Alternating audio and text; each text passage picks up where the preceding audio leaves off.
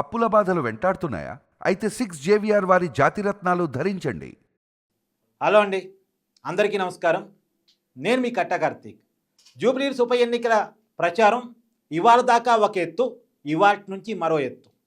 BRS party working president KTR ఈరోజు ఆ party అభ్యర్థి మాగంటి సునీత తరపున రోడ్ షో చేయబోతూ ఉన్నారు.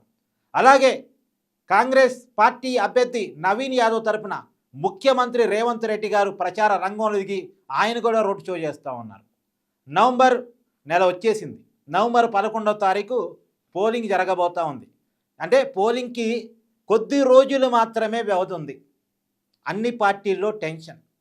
జూబ్లీహిల్స్ ఉప ఎన్నిక తెలంగాణ రాజకీయాలని మలుపు తిప్పే ఎన్నిక. ఏ పార్టీ బలమెంతో ప్రభుత్వం మీద ప్రజల్లో వ్యతిరేకత ఉందో లేదో తేల్చబోయేటువంటి ఎన్నిక. ఎందుకు ఇది చాలా కీలకమైన ఎన్నిక నేను అంటున్నానంటే, జూబ్లీహిల్స్ ఉప ఎన్నిక తర్వాత మోస్ట్లీ ఖైరతాబాద్ ఉప ఎన్నిక ఉండొచ్చు.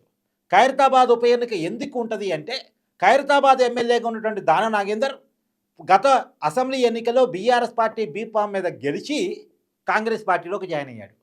చాలామంది జాయిన్ అయ్యారు కదా, కానీ దాన నాగేందర్ వేరు. దాన నాగేందర్ మిగతా ఎమ్మెల్యేలాగా నేను పార్టీ మారలేదు అని చెప్పుకోవడానికి లేదు. ఆయన మొన్న పార్లమెంట్ ఎన్నికల్లో కాంగ్రెస్ సికింద్రాబాద్ లోక్సభ అభ్యర్థిగా పోటీ చేశారు కాంగ్రెస్ బీఫామ్ మీద. బీఆర్ఎస్ సిట్టింగ్ ఎమ్మెల్యే ఉండి కాంగ్రెస్ బీఫామ్ మీద పోటీ చేసిన తర్వాత ఇక పార్టీ మారలేదని చెప్పడానికి ఎక్కడ అవకాశం ఉంది? పార్టీ మారినట్టు టెక్నికల్ ఎవిడెన్స్ ఉంది, క్లియర్గా ఉంది. సో కాబట్టి దానం నాగేంద్ర మీద మిగతా 9 మంది మీద అనర్థ వేటు పడిద్దో లేదో తెలియదు, కానీ దానం నాగేంద్ర మీద ఖచ్చితంగా అనర్థ వేటు పడుతుంది. ఈ ఖైరతాబాద్ అనేది జూబ్లీహిల్స్ని ఆనుకొని ఉంటుంది. జూబ్లీహిల్స్ ఖైరతాబాదు 2 ఆనుకొని ఉండే నియోజకవర్గాలు. ఇక్కడ ఎవరైతే గెలుస్తారో మోస్ట్లీ ఆ ప్రభావం ఖైరతాబాద్ మీద ఉంటుంది. ఖైరతాబాద్ సిట్టింగ్ ఏమో బీఆర్ఎస్, సిట్టింగ్ సీటు బీఆర్ఎస్ది. కానీ ఆడు ఎమ్మెల్యే కాంగ్రెస్లోకి జాయిన్ అయ్యాడు కాబట్టి, రేవంత్ రెడ్డి ప్రభుత్వం మీద నమ్మకంతో జాయిన్ అయ్యాడు కాబట్టి అతన్ని గెలిపించుకోవాల్సిన బాధ్యత ప్రభుత్వం మీద, కాంగ్రెస్ పార్టీ మీద ఉంటుంది. ముఖ్యమంత్రి రేవంత్ రెడ్డి గారి మీద ఉంటుంది. అక్కడ గెలవాలంటే ఇప్పుడు జూబ్లీహిల్స్లో గెలవాలి. ఈ జూబ్లీహిల్స్ కూడా అంతే, బీఆర్ఎస్ సిట్టింగ్ స్థానం, కానీ గెలవాలి కాంగ్రెస్. ఎందుకు గెలవాలి? రేపు ఖైరతాబాద్లో గెలవాలంటే ఇక్కడ జూబ్లీహిల్స్లో గెలవాలి. అందులో హైదరాబాద్లో కాంగ్రెస్ పార్టీకి బలం లేదు అని ఒక ప్రచారం ఉంది. రేవంత్ రెడ్డి మీద తీవ్రమైన వ్యతిరేకత ప్రజల్లో ఉంది అనేటువంటి ఒక ప్రచారం ఉంది. ఈ 2 ప్రచారాలు అబద్ధం అని నిరూపించుకోవాలంటే జూబ్లీహిల్స్లో గెలవాలి. సహజంగా ఉప ఎన్నికలు ఎప్పుడు కూడా గవర్నమెంట్కి అడ్వాంటేజ్గా ఉంటాయి. గవర్నమెంట్లో ఉండి కూడా ఉప ఎన్నికల్లో గెలవలేకపోయారంటే అది రేవంత్ రెడ్డి మీద తీవ్రమైన వ్యతిరేకత ఉన్నట్టు లెక్క. కాబట్టి ఇప్పుడు ఖచ్చితంగా గెలవాలి అనేది రేవంత్ రెడ్డి గారి తాపత్రయం, కాంగ్రెస్ పార్టీ యొక్క తాపత్రయం. మరి బీఆర్ఎస్కి ఎందుకు గెలవాలని తాపత్రయం? ఇది గెలిస్తేనే ఈ సిట్టింగ్ సీటు కాపాడుకుంటేనే రేపు ఖైరతాబాద్ సిట్టింగ్ సీట్ని కాపాడుకోగలరు. తర్వాత జీహెచ్ఎంసీ పీఠాన్ని కాపాడుకోగలరు. జీహెచ్ఎంసీ సిట్టింగ్ సీటు కూడా బీఆర్ఎస్ది, కానీ కాంగ్రెస్ పార్టీలో చేరారు ఆవిడ. కేశవరావు గారు కూతురు విజయలక్ష్మి గారు జీహెచ్ఎంసీ మేయర్, ఆమె బీఆర్ఎస్, కానీ కాంగ్రెస్ అధికారం ఉంది కాబట్టి కాంగ్రెస్ పార్టీలో మారారు. ఆ జీహెచ్ఎంసీ పీఠాన్ని కొట్టాలి అంటే బీఆర్ఎస్ అయినా కాంగ్రెస్ అయినా జూబ్లీహిల్స్లో గెలిచి తీరాలి. అంటే ఇది ఒక వేవ్ క్రియేట్ చేస్తుంది. ఆల్రెడీ బీఆర్ఎస్ పార్టీ రాష్ట్ర అధికారాన్ని కోల్పోయింది మొన్న అసెంబ్లీ ఎన్నికల్లో. పార్లమెంట్ ఎన్నికల్లో 0, ఒక్క స్థానం కూడా రాలేదు. కాబట్టి ఈ పార్లమెంట్ ఎన్నికల్లో బోల్చబడింది, అసెంబ్లీ ఎన్నికల్లో అధికారాన్ని కోల్పోయింది. సికింద్రాబాద్ కంటోన్మెంట్ స్థానంలో బీఆర్ఎస్ సిట్టింగ్ స్థానం లాస్యానంత అనేటువంటి ఎమ్మెల్యే రోడ్డు ప్రమాదంలో చనిపోతే ఉప ఎన్నిక వస్తే ఆ సిట్టింగ్ స్థానంలో అధికార కాంగ్రెస్ గెలిచింది. సో బీఆర్ఎస్ క్రమక్రమంగా లూజ్ అవుతూ వస్తుంది. లేదు, ఇప్పుడు కాంగ్రెస్ మీద వ్యతిరేకత వచ్చి మళ్ళీ కేసీఆర్ వైపే చూస్తున్నారు, కేసీఆర్ గవర్నమెంటే కావాలని కోరుకుంటున్నారు అనేది బీఆర్ఎస్ ఏదైతే ప్రచారాన్ని నమ్మిస్తూ వస్తుందో అది నిజమని ప్రూవ్ చేసుకోవాలంటే జూబ్లీహిల్స్లో గెలవాలి, సిట్టింగ్ స్థానాన్ని కాపాడుకోవాలి. సిట్టింగ్ స్థానాన్ని కాపాడుకోకపోతే ఇప్పుడు దాకా బీఆర్ఎస్ చేసిన ప్రచారం అంతా ఉట్టిదే, సోషల్ మీడియా ప్రచారం అన్నట్టు వెళ్ళిపోతుంది. కాబట్టి ఇటు కేటీఆర్కి ఇటు రేవంత్కి ఇద్దరికీ కూడా ఇది చాలా కీలకమైనటువంటి ఎన్నిక. వీరిద్దరు ఫ్యూచర్కి సంబంధించినటువంటి ఎన్నిక. కేటీఆర్ రేపు ముఖ్యమంత్రి కావాలి అంటే, కేసీఆర్ తర్వాత ఆ పార్టీకి అన్ని కేటీఆరే కదా, ఆయన ప్రెసిడెంట్, ఈయన వర్కింగ్ ప్రెసిడెంట్. కేసీఆర్ తర్వాత ఆ పార్టీ పగ్గాలు చేపట్టేది కేటీఆరే. నిజానికి ఈసారి బీఆర్ఎస్ కనుక అధికారంలోకి వచ్చి ఉంటే ముఖ్యమంత్రి అయ్యి ఉండేవాడు కేటీఆర్.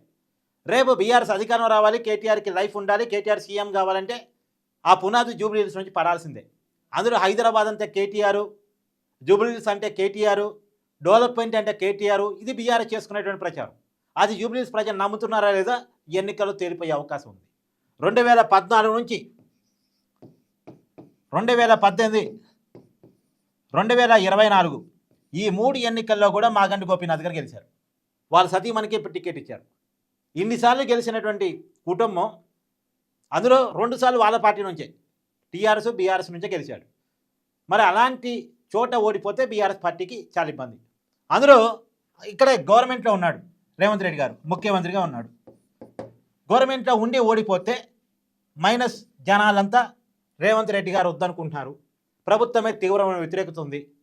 అందులో బీసీ క్యాండిడేట్కి ఇచ్చి కూడా కాంగ్రెస్ పార్టీ గెలవలేకపోయింది. ఇది జనం అనుకునేటువంటి ప్రమాదం ఉంది. సో వీరిద్దరి లైఫ్కి కూడా చాలా చాలా ఇంపార్టెంట్ జూబ్లీహిల్స్ ఉప ఎన్నిక.